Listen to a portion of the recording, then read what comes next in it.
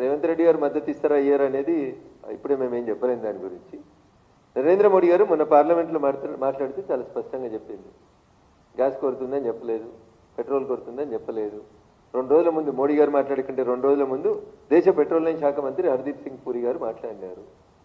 కృత్రిమంగా ఎవరైనా shortage create చేసేటువంటి ప్రయత్నం చేస్తే వాళ్ళ మీద తగు చర్యలు తీసుకుంటామో అని చెప్పింది. యుద్ధం స్టార్ట్ అయిన తొలి నెలల్లో మీరే రాశారు సుమారు 6 నెలలకు సరిపోయే నిల్వలు ఈ దేశంలో ఉన్నాయని రాశారు. ఇప్పుడు మీరే మళ్ళీ నో స్టాక్ బోర్డు పెడుతున్నారని ప్రజల్ని పానిక్ చేస్తున్నారని నేను అనుకుంటున్నాను తప్ప ఎక్కడ స్టాక్ లేకుండా ఏ పట్టణం కూడా లేదు, ఎక్కడ కూడా ఏమి ఇబ్బంది లేదు. ప్రజలకి సరిపోయేంత గ్యాసు, పెట్రోల్, డీజిల్ అన్నీ అందుబాటులో ఉన్నాయి.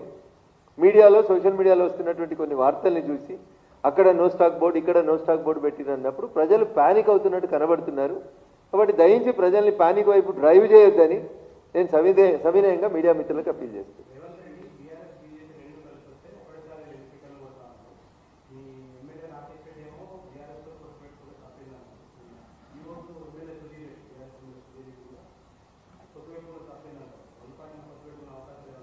ఇవి వారి వారి వ్యక్తిగత అభిప్రాయాలు.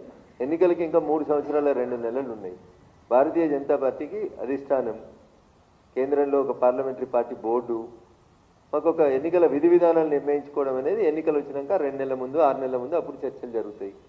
3 సంవత్సరాల 2 నెలలు ఉన్నాయి. ఇంకా ఎవరో ఎమ్మెల్యేలు వారి వ్యక్తిగత అభిప్రాయాల గురించి మాట్లాడిన దాన్ని దయచేసి టీఆర్ఎస్, బీఆర్ఎస్, బీజేపీ పొత్తు అనేటువంటి దిశగా నడపొద్దని మీడియా మిత్రులకు అప్పీల్.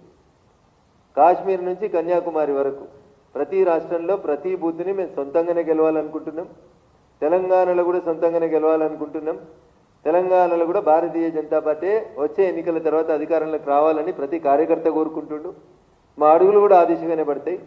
కాబట్టి పొత్తులు ఇట్లాంటి మాటలు ఎవరైనా మాట్లాడితే వాటిని వారి వారి వ్యక్తిగత అభిప్రాయంగా ట్రీట్ చేయండి తప్ప ఇప్పుడే ఎన్నికలేదో రేపే ఉన్నాయి, ఇలా పొత్తుల గురించి మాట్లాడుకోవాల్సిన అవసరం కాదు, సమయం కాదు, సందర్భం కాదు. కాబట్టి అది టీఆర్ఎస్ ఎమ్మెల్యేలు మాట్లాడినా, మా గౌరవ శాసనసభ్యులు మాట్లాడినా వాటిని వారి వారి వ్యక్తిగత అభిప్రాయాల వరకే స్వీకరించాల్సిందిగా సవినయంగా అప్పీల్ చేస్తూ, ఒకవేళ అట్లాంటిది ఏమైనా ఉంటానా మా జాతీయ పార్టీ నాయకత్వం అంతా కూడా చర్చించి